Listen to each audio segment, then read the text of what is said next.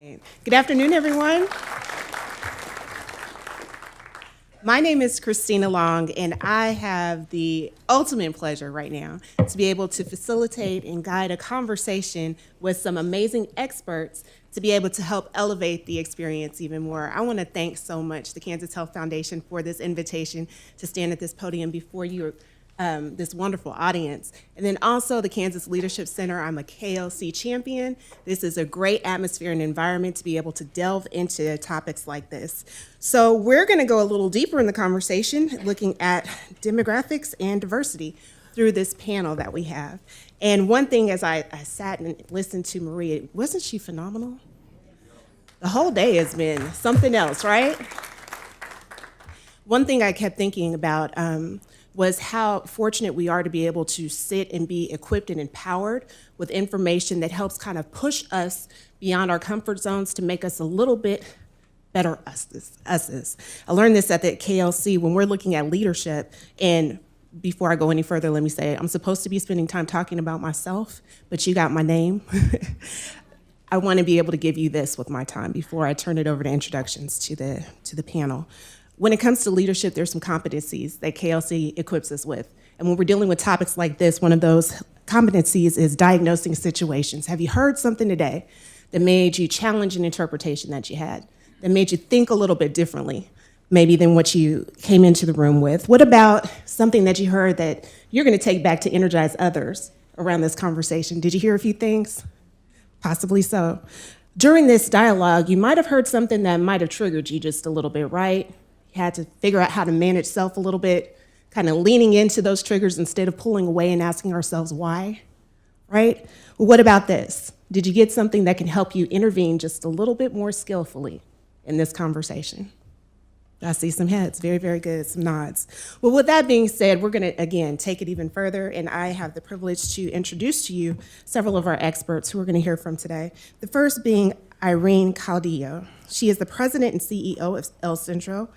Just a quick tip about Irene. Before returning to the nonprofit that started her career, she worked as the first minority health outreach coordinator at the Kansas City, Missouri Health Department. She did some great things there.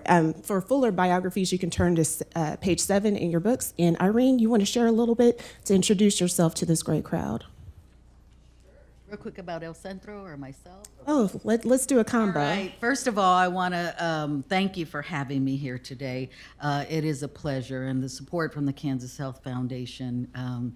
I can't thank you enough for valuing the work we do at El Centro. El Centro is a 42-year-old organization who really has been on the cusp of, for a long time, understanding this growth. I will tell you that first and foremost.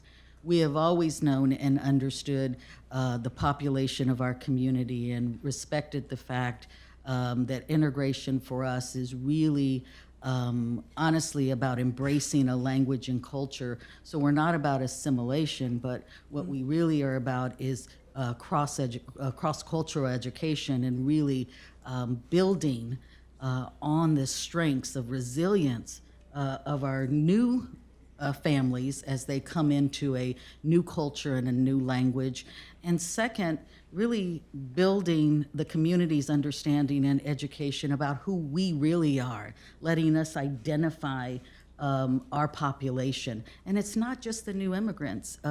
In the counties that we serve, in Wyandotte and Johnson counties, there have been families that are almost 5, 6 generations also in the community.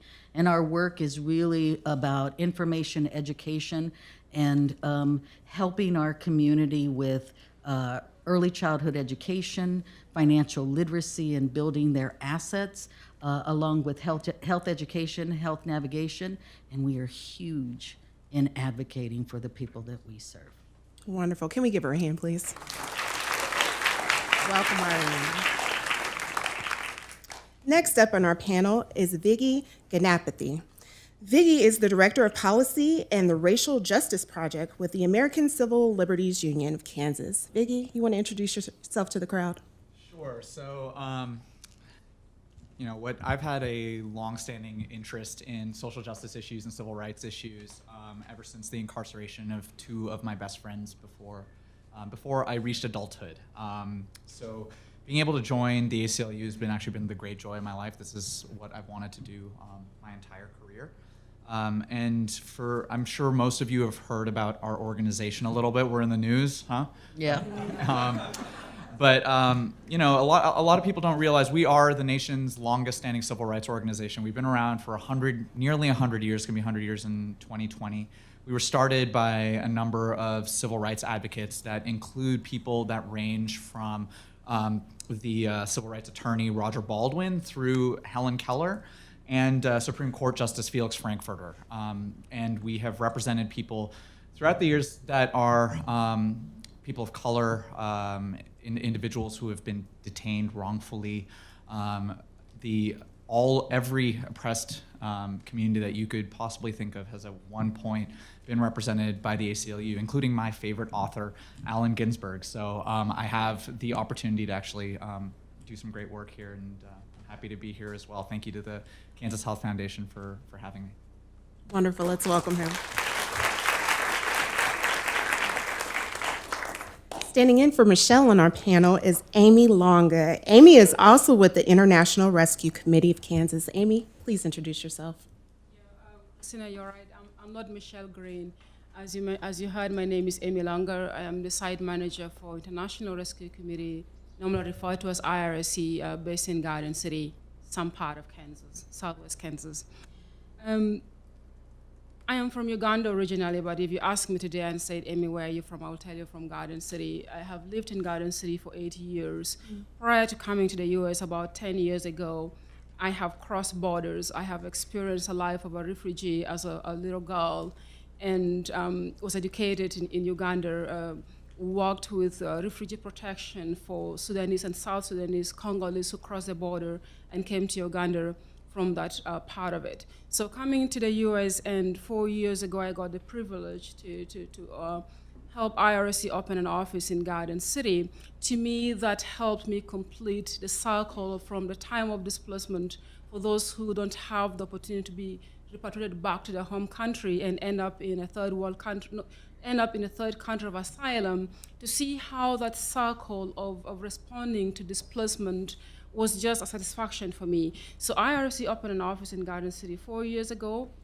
And for those of you who are up to speed with it, we're in the process of closing the office, but the timing couldn't be any better to be in that area of political response to refugee or displacement, for us in this case, for Kansas. Thank you very much for having me. I appreciate it. Please welcome her. And then rounding out our panel is Armando Hernandez. If you don't know him, he's such a dynamic personality. He is the co-founder of the Seed House, La Casa de Semilla. At the Seed House, they work to create a place where community leaders can develop their ability to bring justice and equality through creative expression and collective action. Armando, please introduce yourself. Very good afternoon, everyone. Again, thank you for the invitation and for giving us this platform and opportunity to be here. I am an artist and community organizer, designer, and my community work really revolves around the intersection of art and social justice. Currently, I'm director and curator for the project Horizontes, which is a large-scale community art project in Wichita, addressing a lot of the legacies of systemic racism and infrastructure and policies, discriminatory policies that have contributed to a lot of the factors that you find in those neighborhoods, from poverty to divestment, lack of access to good quality education, cultural services, etc. All those things that make us human and make us feel like we belong to a community, those are the things that we are bringing up and hoping to create a framework for solidarity between Black and brown people that live in the north part of Wichita. So I hope that I get to share more about how that work looks in a state that is changing rapidly. Absolutely. Welcome, Armando. Thank you. So as the former cultural affairs reporter with the Wichita Eagle, who now also works with minority business owners, I still use that term, I am very excited to hear about you all's thoughts on the demographic shift in our state. We're going to start with Irene. El Centro has been serving the Latino community in Wyandotte and Johnson County for more than 40 years. You serve families that have been in the U.S. for multiple decades and recent immigrants. Irene, what kind of changes have you seen within the last few years among the communities El Centro serves, and what does the current climate look like?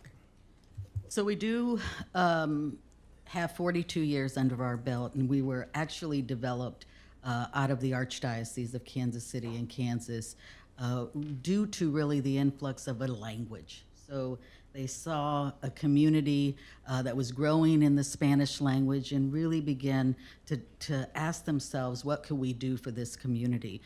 So we owe definitely some thanks to the Archdiocese for our start.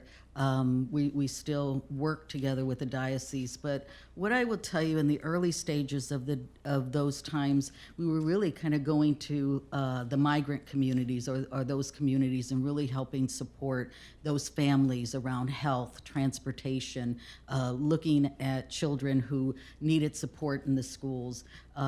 It was really kind of, we were going out into the farms and into the settings to really help a community that at that point was identified as a migrant community coming in and out, particularly for work. As we developed our programming, it's always built around making sure we understood what the need was. In identifying the undocumented population or unauthorized population in our community, we got into kind of really dealing with a time where amnesty happened, so the late 80s, and the push was citizenship. The push was, how do we begin to help our families really move into an opportunity like what was happening, which was a pathway to citizenship. So it was all about helping them pass the test, helping them support financially, and really kind of building that. What we kind of had come into towards the 90s and 2000s is we were really working to build kind of that cross-cultural understanding and education. So it was really a pathway to really build these families that were either here or able to go through a citizenship, a pathway to citizenship. Those were not, kind of help really, again, break down those barriers and educate the community. We were doing a lot of good work in bringing families out of the shadows. And I know you remember a period of time when the discussion was about families that were hiding as opposed to coming forward and identifying themselves. But what we began to build were people that were able to buy homes regardless of their status. We were able to help support benefits that would help someone in their family, because what we became as a community was really a mixed status families. And I know you've heard that, because in a lot of ways what we found was that our families had been here 15 to 20 years. So regardless of their status, they might have someone in the home that was either a citizen or vice versa. And so what we began to build was an opportunity for advocacy. I mean, it was then that the community supported in-state tuition. DACA began to be a big opportunity, and we began to see communities begin to happily identify themselves. What we built and successfully were able to see are that families thrived. There was opportunities, people were educated. There were social service organizations all across Wyandotte and Johnson counties that were even actually employing Spanish language bicultural folks. You saw some of that. Well, over the course of the past 2 years, what we are seeing is fear and anxiety in our families. We're seeing a lot of them pull back, which can kind of identify back in the shadows, because now what we're seeing is they won't renew their SNAP benefits. They won't renew their child subsidies. WIC has seen such a decline. And And when you talk about voting, registering to vote, any fear to sign a paper feels like they're going to actually identify or at least give too much information about someone in their family. So the fear is real, the anxiety is high. I love Maria's example of invisible because that anxiety is really pulling people back in when we spent so much time in the 2000s really building up identity and supporting our families. That's what we're dealing with. Wow. To go through such a history and then seeing the need to evolve that with the current climate is something that requires some adaptive leadership. Thank you for taking us there. Biggie, let's move to you. Most folks associate the ACLU with litigation, and many would be surprised to learn that the ACLU Foundation of Kansas actually focuses more on advocacy and organizing than any other ACLU affiliate in the nation. Of course, you lead the ACLU statewide racial justice project, so that's good work. Could you please tell us about that work, the kinds of organizations that make up the coalition, and their motivation for engaging in racial justice before I give you your second part of your question? To be honest, I actually prepared to answer the second part. Okay, well, the second part is what are some recurring themes you're noticing across the state? So there were two stories that come to mind that occurred over the past year. One of them happened in the State House. There was a committee hearing in which a question was asked, are there any Muslim American communities in Western Kansas? And the answer was no, and no one said a word. The other story that comes to mind is that as I've gone across the state and met with community organizations, groups that focus on their religious identity, their faith identity, or their ethnic identity, and I ask them what hurdles they face, is that they don't feel seen. So how do we bridge that gap? The ACLU does have a history of being a very stiff organization. We come in with data or what the law is or what the law should be. We show up in courtrooms, we have press conferences and so on. You don't often see us doing that much community organizing traditionally. But since the 2016 election, we've seen our affiliate grow substantially. The ACLU nationwide has had our membership quadruple from 400,000 members to 1.6 million. I'm sure some of those people are in the room, and I thank you for contributing. But what that's meant is that we've really had to reframe the way that we approach these issues. Some of the most successful organizing groups in the country aren't folks you traditionally think of. They may include the National Rifle Association or the AARP. And what makes them successful? What makes them successful is that they're not just a litigation organization or an advocacy organization. They do the grassroots organizing, and they're able to build a narrative, collect stories, really drive home the humanization of the case that they're trying to make. So in terms of how we've been pivoting, we've been looking at a way of really highlighting the dignity of human beings throughout Kansas. And that means everyone's story should be told. When people hear the terms racial justice, I think I'm assuming some of the white folks in the room think that doesn't include me. But it does, because we're all members of the same community. And for every other ethnic group that is represented, not just in this room, but throughout Kansas, we need to be able to build a narrative that these communities are bigger than just the folks that you go to church with or the folks that you see at work every day or in your labor union and so on. These are the people that make a community what it is. They're the folks that you go to school with. They are the folks that you see that you go and you're at the convenience store and you go decide to buy a pack of gum. They're the folks that are over there, and so on. So in terms of framing the racial justice issues and the people who are involved, it's much broader than we traditionally tend to think about these issues. But the issues themselves are broad as well. racial justice issues tend to cut through everything. I remember when I started at the ACLU back early last year, when I was tasked with this, I was like, okay, what's a racial justice issue? It cuts through everything, ranging from criminal justice and voting rights, poverty, immigration, but even to access to food and the neighborhoods in which food's available. It cuts into environmental health.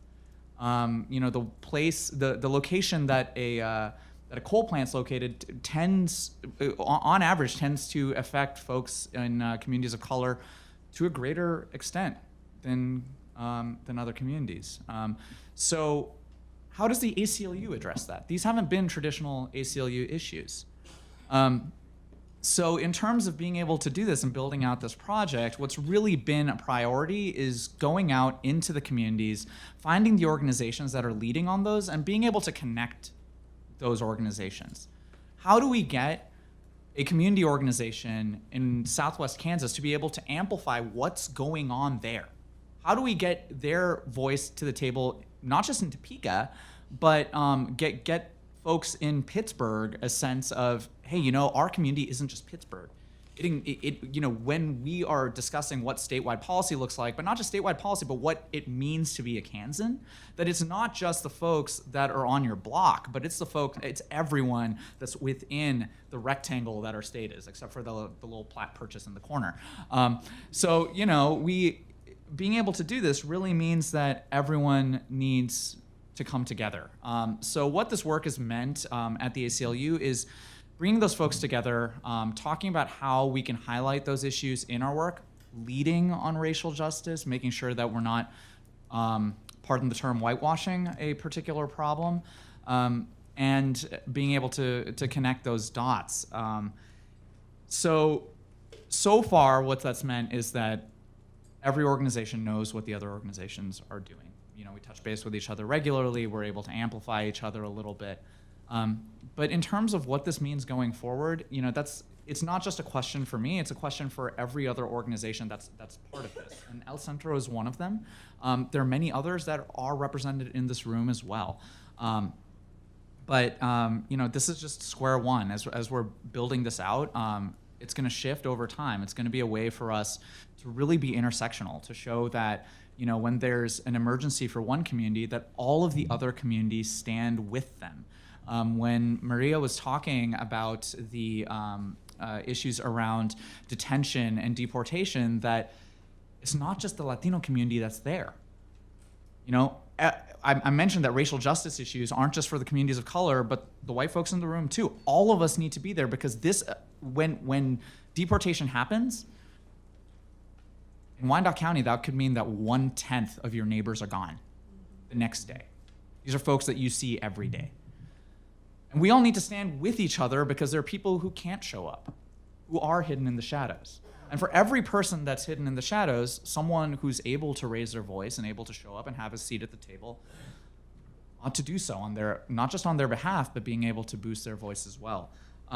So in terms of the Racial Justice Project, that's really what we're trying to get started and trying to build that narrative out. And I urge all of you who care about this issue and to come and talk to me after this. I can guarantee you that one of your organizations has a nexus with what we're trying to do. And that somehow, what we'd like to do, we're not trying to call anybody out, we're trying to call you in. We want to try and start a movement, and we want to start a movement that includes everyone. Thank you very much for that context and that insight. When we're talking about that multi-agency approach, there has to definitely be a willingness to work outside of silos. We've got to be able to work together. And in order to work together, what keeps people at the table is a deep sense of value, a sense of connectedness, or a pressing issue. Amy, speaking of a pressing issue, the International Rescue Committee, or IRC, serves refugees, asylees, victims of human trafficking, survivors of torture, and other immigrants. The IRC helps refugees settle in when they arrive in the U.S., provides English as a second language classes, and helps them find employment, all with the larger goal of self-sufficiency and ultimately becoming U.S. citizens. Amy, could you talk about the changes that the IRC has experienced over the last few years and the impact that closing the IRC office in Garden City will have on Western Kansas, particularly when it comes to employment and the local economy? Do I have 20 hours to cover this? I get so very passionate when I hear the word refugees, mainly because I lived it. I lived it from the age of 2 until I was 11 years. For those who are familiar with the history of East Africa, in the 70s, we had this very famous guy called Idi Amin Dada, who caused my mother, a single mother, to flee with Amy when I was less than a year old to now South Sudan. At the time, it was one country. My mom walked for a week, eventually got into a truck and ended up in a place called Juba, now the capital of South Sudan. I lived in South Sudan during the SPLA war, for those who are familiar with the history again of East Africa. And she couldn't live in South Sudan any longer. We moved and went to Khartoum. That is now the capital of Sudan. We were Christian. I am still a Christian. But we couldn't live in Khartoum any longer because of, again, the life in Khartoum. Eventually, I ended up coming back to Uganda at the age of 11. We came back to Uganda in the early 90s. For those who are again familiar with Uganda at the time, there was a civil war going on in northern Uganda. My mom from the airport again took me to the camp in her own country in northern Uganda. I didn't know what tranquility was. Amy from a baby didn't know what peace meant. I didn't know what it meant to sleep in a house and have a bedroom or even have a bed until the age of 19 years of age. So the word refugee is so very personal to me. But before we could dig into that, why don't we talk about who a refugee is to make sure we're on the same page? A refugee, by legal definition, as defined by United Nations, is a person who is forced to flee his home country for a very legitimate reasons, either for fear of persecution, whether because of religion, nationality, political beliefs, or membership in a social grouping. And globally, we do know that refugees, a bigger population composition is mainly women and children. And in fact, for us as the US, the refugees we do see, 70% of those are women and children. So back again to the organization or the IRC part of it, our experience in the past 2 years, so the main impact is a dramatic cut back in the number of refugees being resettled in the US. Again, in terms of our policies as a country, is that the US Congress has delegated almost every control of refugee number coming to the country under the executive power, and I'm going to be referring that mainly as a PD. And we left the Congress only with the power of working on the part of the budgeting component part of it. Looking again at our history, looking back to 1980, the highest number of refugees that were admitted in the US by Reagan was 140,000 refugees. Come to the first President Bush, his highest number at the time was 142 refugees admitted. And during Obama regime, the highest was 110,000 in 2016. And by way of contrast, come to 2017, President Trump cut the number that Obama had put to half, to about 50,000 refugees. And that has direct impact not only to the IRC as a refugee agency, but to all the other 9 agencies that do resettle refugees. And you're going to hear the word refugees over and over again because I just can't make a sentence without saying that. So pardon me if it becomes boring. In 2018 fiscal year, the current president set the number, again, we said to half, but we are almost halfway the fiscal year, and IRC projects that by the end of the fiscal year, that's going to be in September, as a country, we will only receive about 22,000 refugees if we continue at this trend. Don't forget history, the numbers we just mentioned. The highest we had was 140, and now we're speaking of about 22,000 as a number of refugees that we might resettle as a country. Come to Kansas now, we're speaking Kansas, right? IRC opened the Wichita office in 2012, and the Garden City office that I was hired to open in 2015. And since the IRC opened its office in Kansas, we have resettled close to 1,200 refugees. That is combined. And of those, about 250 were resettled by the Garden City office over the 4 years period. In addition to the 250 resettled in Garden City, the Garden City office that services Garden City, Liberal, and Dodge, we assist about 200 additional refugees who migrate to our region from other states where they were resettled. And that number, 200, is in terms of households. So if it's a household of 2, a household of 5, you can multiply and imagine the number that walk through our doors. And during the highest peak during the Obama time as a president, the Wichita office resettled 366 refugees. I have to read the numbers to make sure I give you correctly. 66 in fiscal year 16, and Garden City office resettled 64 refugees. And these are the ones who come directly to our local airports. And in addition to IRC, we have other settlement agencies, one other additional in Wichita, another in Kansas City. If you combine that number for 2016, the highest we had in Kansas was 914 refugees were resettled by our state. Now, in fiscal year 17, President Trump's first year in office, the combined total dropped to 580. And of those, 265 were resettled by IRC, Wichita office, and Garden City that covers Southwest Kansas. So as you can see, when we as an organization use the word dramatic cut, is that it's real. It's real numbers we're talking about here. And as we cut the number as a country, yet we do know that across the globe right now it's the highest displacement since First World War, which means we are taking a policy and as a nation saying that we are going to turn our back from the sufferings that are happening overseas. We are turning our backs to the enemies who are crossing the borders and have no hope or options for a place to call home and a bed to spend a night. The message comes really home to those vulnerable children and those vulnerable families who are far away from our borders. And not just turning our backs from the vulnerable, but we are conveying a message that as a nation, our priorities are changing and in real terms of what we're doing.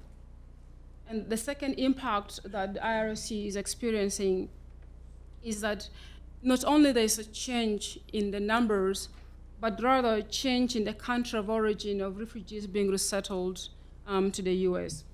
As some of you recall, 2017, that Trump banned resettlement of refugees from 11 countries, and you could easily memorize and mention those majority countries, Islamic countries. And those countries were supplying about 43% of refugees who were being resettled to our country or to the US. And of those 11 countries, of course, we have Syria, Iraq, Somalia, Sudan, South Sudan, Yemen, Egypt, Libya, Iran, and the so-called stateless or the Palestinian.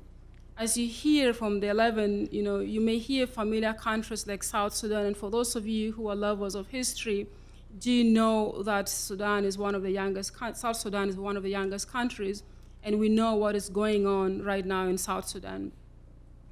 And as we cut the numbers of refugees and as we lined up the 11 countries, we have not increased the numbers of the countries that we allowed settlement to come from. To speak the language more to Kansas, for example, refugees from the Democratic Republic of Congo or from Burma, we have not increased the number of those coming from those countries. So that was just a very, very quick background in terms of what's going on from the national perspective. Now let's speak this language that we Kansas get tickled when we talk about it. Is our economy, is diversity and development. I think the two, to me, really go hand in hand when we begin to talk about immigration, refugees, economy, development, and all that. So how does that impact us? whether you are a business owner, whether you are in the public enterprise, or you're just a neighbor, how does this impact you? Different from how I personally get so passionate, but I want to take off my lens and look at myself as a regular Garden City resident. How do I think that impacts me? You know, towards the end of last year, the State Department had instruction, and they had to come out with very clear instruction to close refugee offices that were resettling less than 100, or those projecting to resettle less than 100, due to the clear instruction that came from the State House. And Kansas, Garden City, we fell a victim, and now the IRC Garden City office is gonna be closing. Actually, we are closing at the end of July, because as we had told in the history, the highest number we had resettled for the Southwest Kansas was 84. So the Garden City office is closing. That means the services provided by the Garden City office will be gone as well. But talking about economy more from the lens of Southwest Kansas, during the 1980s, the large-scale meat packing plants and the feedlots and other agricultural enterprises, you know, came to dominate the economy of Western Kansas, and I think not only in the history, but I believe today as well, are very current to Garden City, Dodge, and Liberal especially. And for Garden City, now called Tyson, which was IBP at the time, that sits about 10 miles away from Garden City in Holcomb, but most of the employees are actually resident in Garden City. They look into the labor market of immigrants to supply the much needed demand to be able to produce what they do produce. And the majority of their employees are, coming from Asia, Africa, and Latin America. And as we have seen, a lot of the immigrant community, the voice I keep hearing in the back of my mind is Maria when she was demonstrating, coming to take our jobs. And this is what I'm hearing, coming to take our jobs, lining up, working in Tyson. But for Garden City, what we have seen is that this new immigrant community, they come and take on the jobs at the Tyson, for example, but most likely their children don't. They go to school, get their degrees, and take on different professions. And looking at what happened in the early 80s with the Vietnamese, at least for Southwest Kansas, that community eventually move on. They don't settle there. They have moved on, then we have the new wave of the Burmese who came in later on. Then we had the wave of the Somalis who either came in when the plant in Emporia was closed in the early 90s, or the Somalis coming in from the neighboring states, including Minnesota. They move on.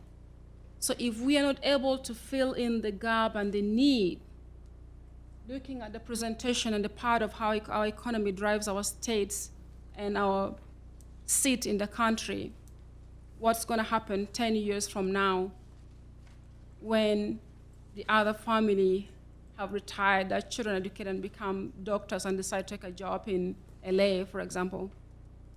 These are very, very practical.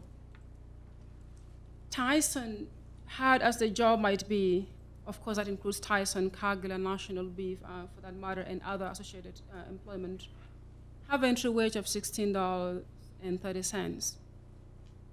Very palatable. You're able to meet your basic needs and don't even qualify for public assistance and be able to pay for your basic bills.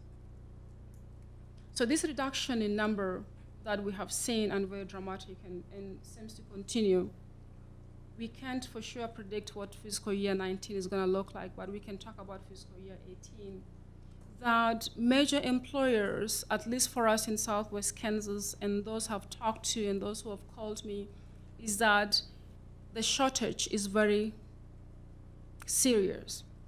Employers are making phone calls, Amy, we heard that you're gonna close your office. Do you have any other contact of somebody who would help refugees of other migrants continue to come so we make sure we have employees, we have the laborers? Absolutely. Amy, this was a really comprehensive look at this particular issue from the refugee standpoint. And it's one thing for the agencies to be able to prepare and to help transition people. It's another thing for us who are here to be able to receive them. A very quick example, and then I'm going to pitch it to you, Armando, is working in education for a while, another career path I had. We were receiving children who were coming from those countries of displacement, and little things that you wouldn't think about happened. These children were placed in a classroom and they were immersed in English, and they sat in English classes all day.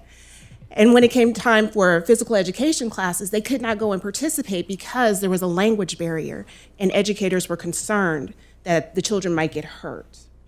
Again, just a very small example. We can prepare, we can transition, but what happens when they're here? So thank you very much for that wonderful. Can I also just comment real quick? Interesting enough, actually, the Tyson plant in Emporia, if anyone's here would know, it was somewhere around the 2000s, mid 2000s. And instead of really celebrating and looking at the fact that the refugees who had resettled in Emporia made economic gains with the Tyson plant there, Tyson actually shut that plant down. So it wasn't the fact that a refugee population moved out, because they followed the jobs, but Tyson as a company could not stand the heat of a community that could not respect the integration of a refugee population. Yeah. That's what happened in Emporia. And that's where we have to change. We have to change and figure out how we deal with some of those folks with different languages and different cultures to enhance a community, because they were working at Tyson, and Tyson asked the community if they really are taking these jobs, then come down because we need more help. And they could not get the support that they needed. So again, that respecting that humanity there, thank you for And the expounding on economics that you were. And economics as well. When we're talking about enhancing and creating appreciation, that's Armando's work.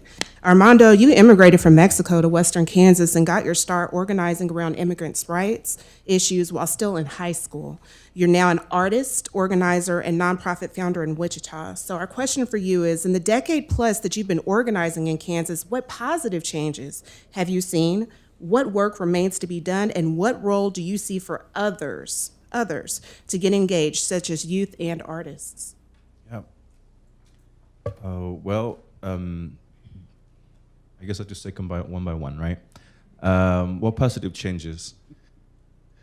My story here in Kansas has started as a high school student who was undocumented and really trying to get into college, which led to our fight to get in-state tuition for undocumented students. And some of the positive things the positive changes that I've seen in my time here is that there are now more opportunities for immigrant Latino students to be able to access higher education, to be better prepared for the future, such as the Kansas Hispanic Educational Fund.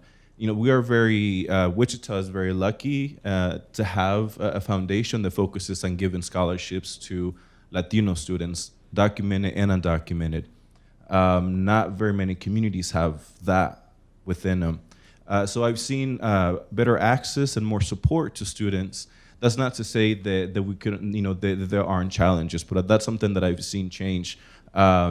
There's offices such as the Office of Diversity and Inclusion at WSU, for example, that are doing very important work to support the students, as they're coming into the university, to feel welcome, to feel integrated. That wasn't there when I went to school 10 years ago. It was something that we really had to find.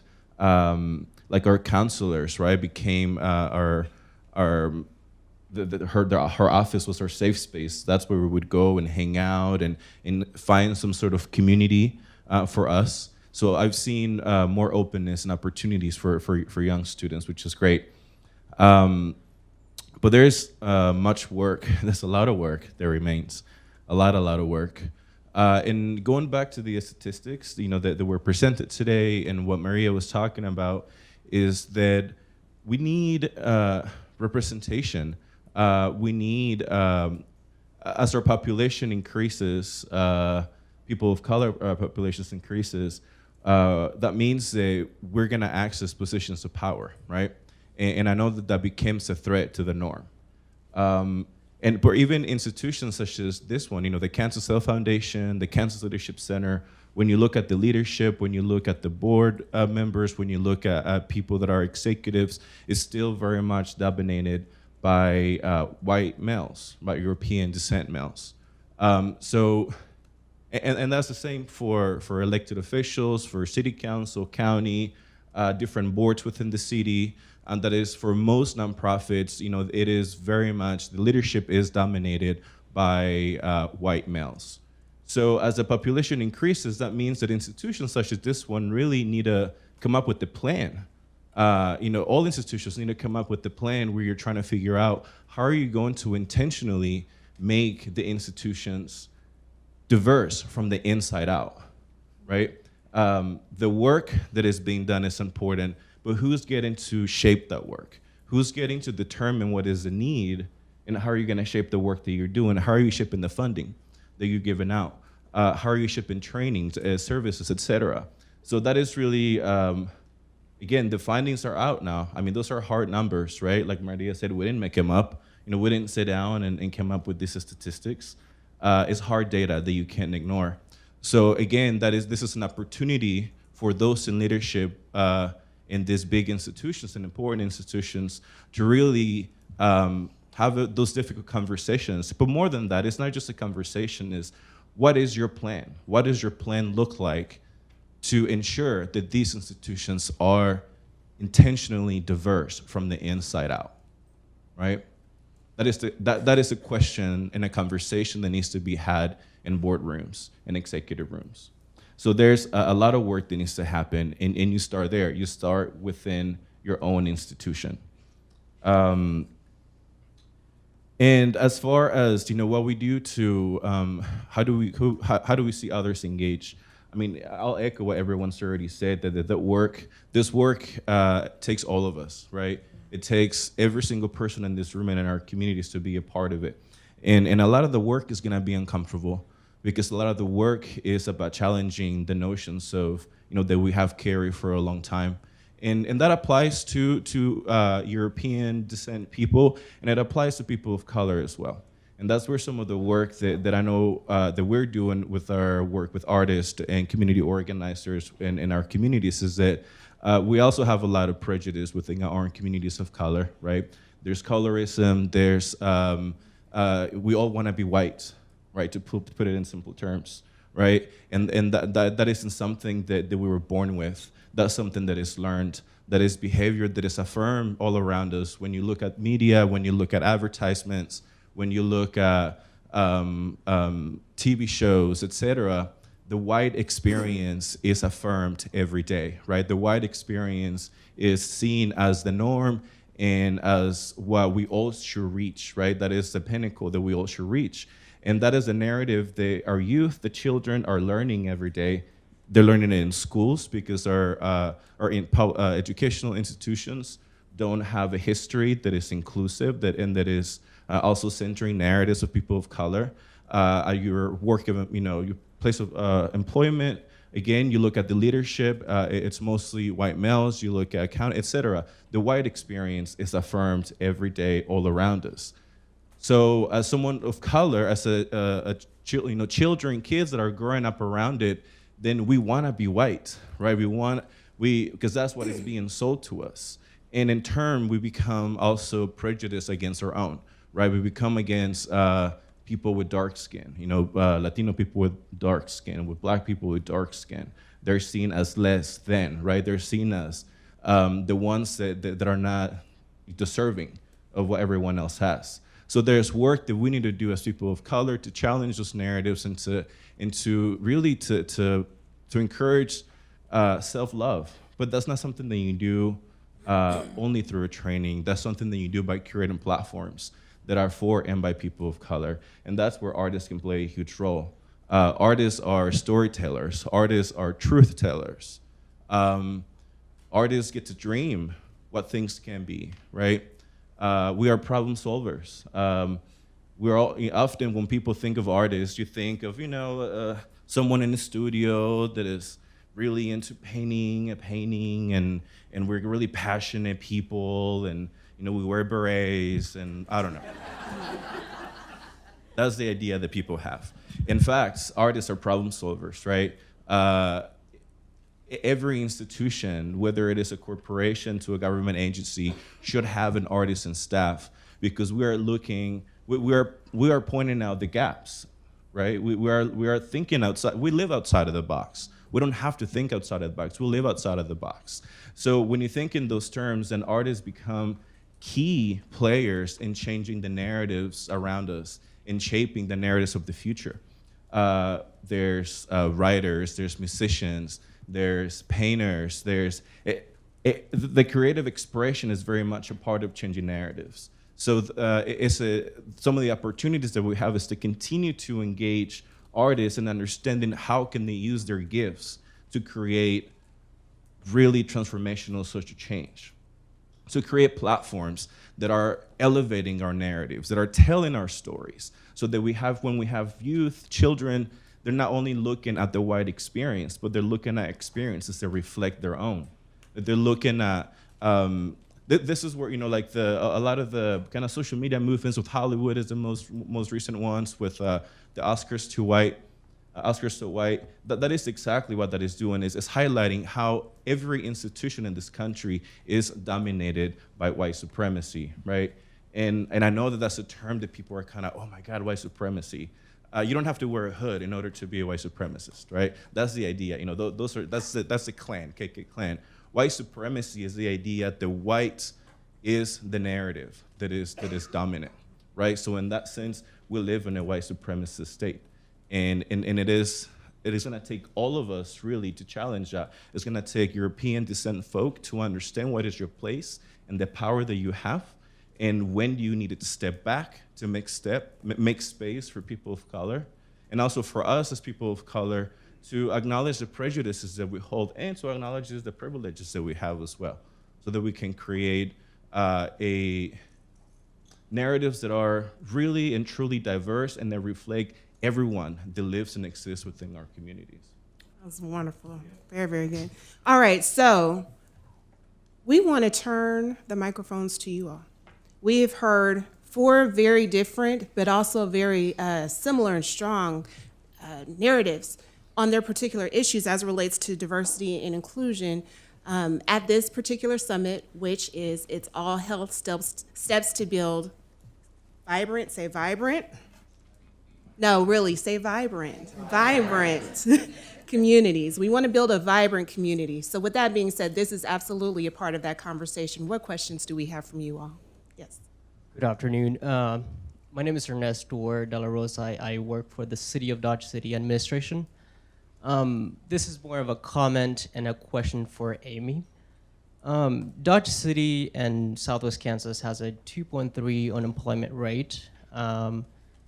The majority or the major employers are meatpacking plants. Between Dodge City, Garden City, and Liberal, we produce 25% of the nation's beef. And the question for Amy is, also I should say, immigration is a reason for Southwest Kansas to grow and continues to grow.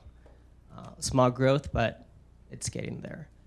The question for Amy is really, can you walk us through a refugee before arriving to the United States and after arriving to the United States as it relates to the importance of the International Rescue Committee Office? I'll try and summarize this. This takes me to what we call Refugee 101. And I'm going to try to kind of use a story that will explain or elaborate on that better. So a refugee flees or crosses the border of his country for either of the reasons I'd mentioned, through fear of persecution. And let's say this is someone from Congo and crosses the border to Uganda. And while in Uganda, by international guidelines, we have an organization called United Nations High Commissioner for Refugees, who are delegated to provide solutions to the problem that causes displacement. Primarily, United Nations for Refugees, I'll call UNHCR, will try to dialogue or find solutions to ensure that these families from Congo are able to be repatriated back to Congo. However, if you're familiar with the political situation in Congo, this family could be in Uganda for over 30 years and not have the opportunity to be able to go back to Congo. Okay, so which means repatriation is not an option for this family. The other second option by UNHCR is to help the government of Uganda to encourage integration into the first country of asylum, in this case is Uganda. Again, if you're familiar with the history of Uganda, for example, we have had political turmoil since the 70s.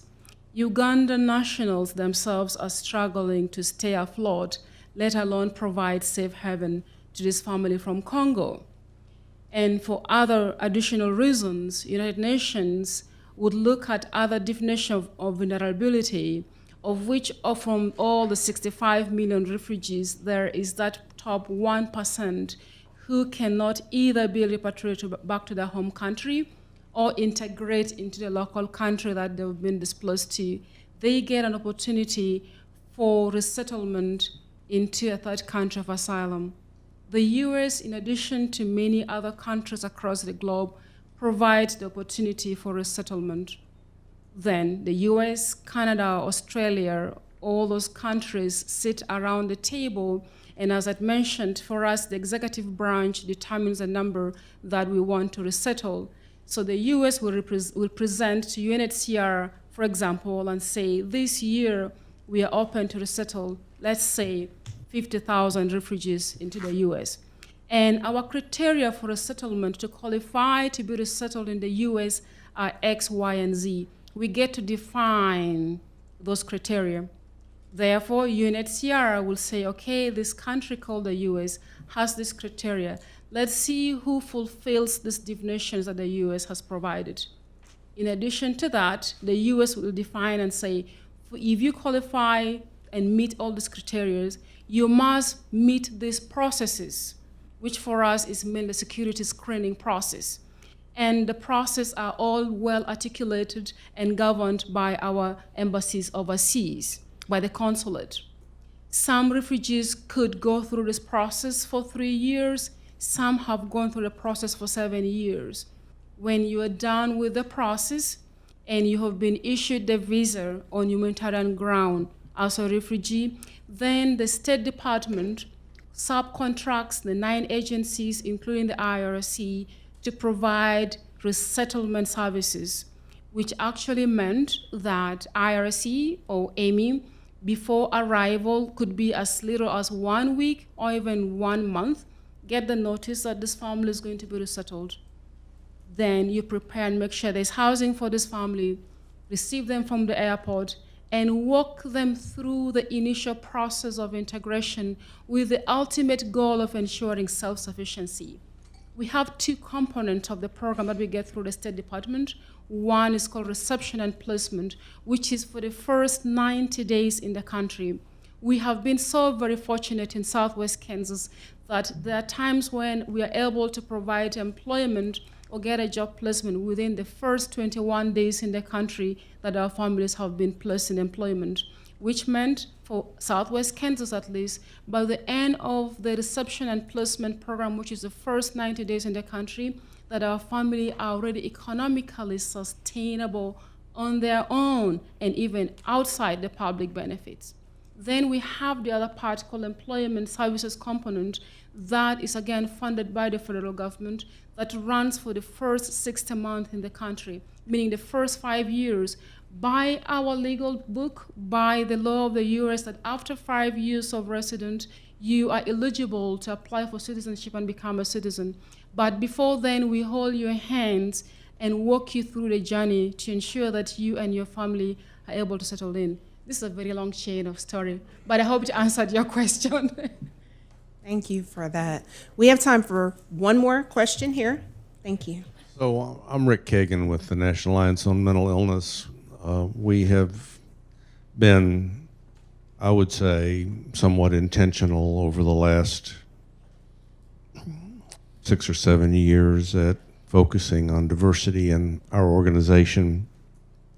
I think like a lot of organizations in the room, we reflect the historical kind of composition of the demographics in Kansas being primarily white.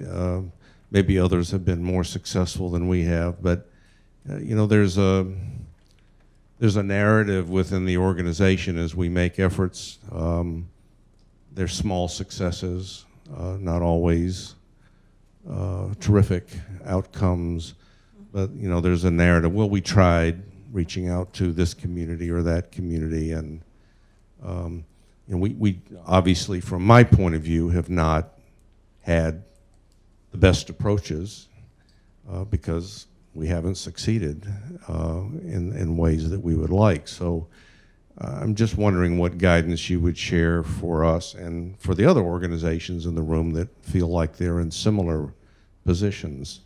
You know, running organizations that, you know, need to reflect the population, but obviously we're not there.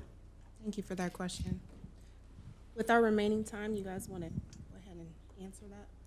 So I'm going to approach it from a couple of different ways. So first of all, thinking about the narrative and fear and anxiety, I would also kind of sit back and say, in some cases, as a Latino community, we've become a bit complacent in regard to accepting, as much as everybody talks about their strength in diversity, we've not been at the tables. We've not, but that doesn't mean it's not that we don't want to or have people that are qualified and eligible, in some cases not invited.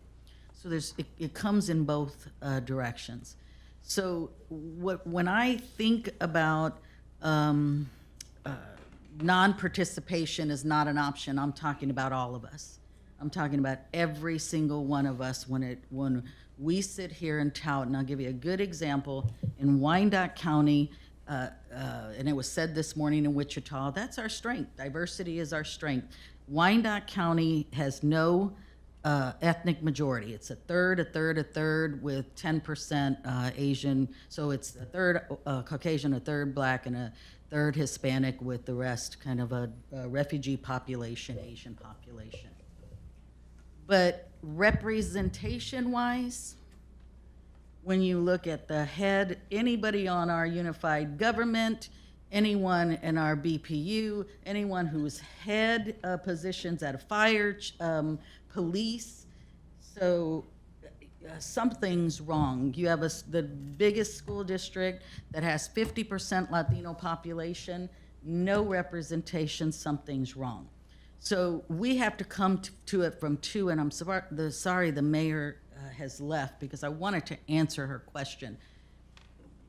We don't know how sometimes. We don't know what the process is, and we don't know how.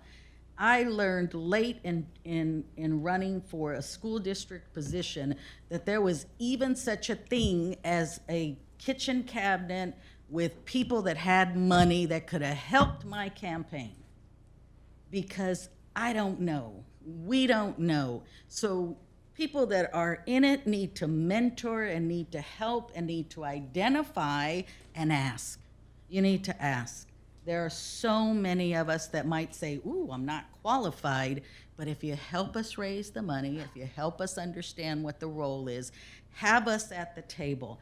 There's a saying, and this is very true because it's happening to my community, is that if you are not at the table, you're on the menu. And Latinos are on the menu today. And we have got to stop our complacency, but you have got to help us show our images. And I say this all the time. I've been saying this. We've had some statistics that have showed us in our community alone where we were going to be in Wyandotte and Johnson County. Guess what, folks? Johnson County is next to Wyandotte County, one of the most affluent and one of the hardest when it comes to poverty. But guess who's going to be fastest growing Latino community? Johnson County has been, and we know it. We're actually establishing ourselves in Johnson County because we've known this. We've had the data and we know this. But what I need for you to understand is sometimes those images, and Armando said it, and Maria said it very well. I've said this for a long time. The browning of America should not be fearful. But we have got to stop showing Americans as white Anglo-Saxon Protestant males, because my kids aren't going to be successful if you don't help me change that. And not just my kids, I'm talking about all kids, but personally my kids, and I love Jeffrey when he said they're our kids. Help us do that. So connect with us, figure out a way where we can identify people to help you. Tell us what you're asking us to do, but help us, because we're not in your circles. We're not at your tables. So you've got to start asking why or how we can make a change. And I appreciate today because the diversity has been fantastic. Though I think there should have been about 20 of us in the room. 11% of the population in this country is Latino. No, 17%. In this country, 1% are elected officials. Thank you. Think about that. So, Iggy, I believe in equity of voice, and with our final few seconds, directly, Biggie, and then Armando, can you give us the closing word on an answer to his question? So I kind of wanted to start off with something Armando said, which was he was talking about white supremacy, and the way I like to look at white supremacy is the background noise. It's the default sort of state of affairs because our institutions are based on norms that are developed through white culture. That's why people of color feel out of place, right? And new Americans in particular don't actually know what the institutional levers are. They don't know where to look. They don't know where to ask. And so, when you're looking at a board, sometimes it doesn't have to start with a token board appointment. But what it really needs to start with is two particular things. One is leading with the work. Making sure that you include a diverse and inclusive lens in the work that you do, because I can guarantee you those communities will come when they can identify that. They see you in the community and reaching out. Language, absolutely. But as well, look at your own social circle. I think this is the uncomfortable point I'm gonna leave off with. There's a really famous quote that's the most segregated hour in America is high noon on Sunday. And that is a problem no matter how you cut it. The fact that we all go home to, it re-emphasizes and really creates this foundation for folks where they assume that the culture is the one that they confront every day. So in order to be able to call those people in, what you need to do is you need to be able to think about your staff, the people that you surround yourselves with, and ultimately when those people that you're going to appoint to your boards or elect to your boards, they'll come. But definitely lead with the work and with your circle. Thank you very much. And finally, Armando, a quick, direct Sure. word. Yeah. What I'll say is, especially to Rick's question, is that it's going to take work. Like, no matter how you look at it, whatever you're doing right now is not enough. It's going to take more. It's going to take more work. And there's no way around it. It's going to take spending additional time that you have done doing so far to make this work, right? It's gonna be work. So I don't want to be crass, but so you got to get over it. It's going to take work. Yep. And then finally, can everyone repeat after me, and trust me with this, it's fine. Non-participation is not an option. Non-participation is not an option. There is your answer. Great job on the panel. Thanks for the invitation.